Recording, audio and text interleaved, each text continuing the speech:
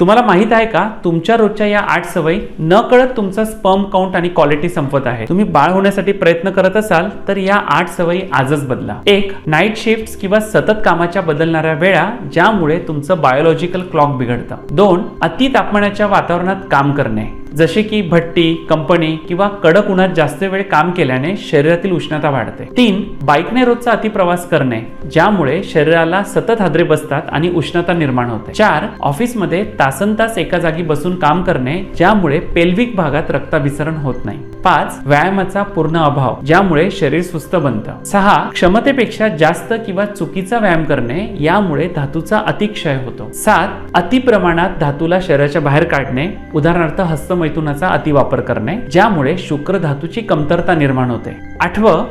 सर्वात घातक ॲडिक्शन्स जसे की सिगरेट, दारू किंवा तंबाखूचे व्यसन केल्याने स्पर्म काउंट कमी होतो. या सवयी फक्त तुमचा स्पर्म काउंट कमी करत नाही तर कायमचे वंध्यत्व सुद्धा आणू शकतात. त्यामुळे तुमची जीवनशैली नक्की सुधारा.